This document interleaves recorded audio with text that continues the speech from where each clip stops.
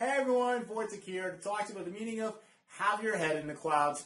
It means to be impractical, absent-minded, unrealistic, or out of touch with the rest of the world. It's the opposite of being down to earth. This idiom comes from the mid-1800s, although the origin of this meaning is quite uncertain. One thing that is certain is that it must have come from the imagination of a very creative person.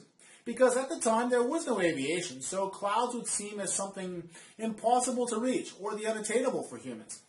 People would often tell others with their head in the clouds to come down from the clouds as a way of telling them to consider the realities of a particular situation.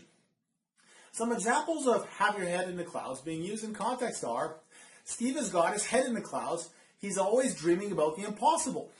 Or, I wish my son would get his head out of the clouds and take a more practical approach to his education.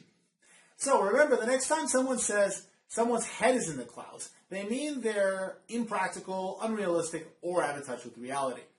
If you'd like to practice using this idiom, feel free to tell us about someone you know whose head is in the clouds in the comment section below.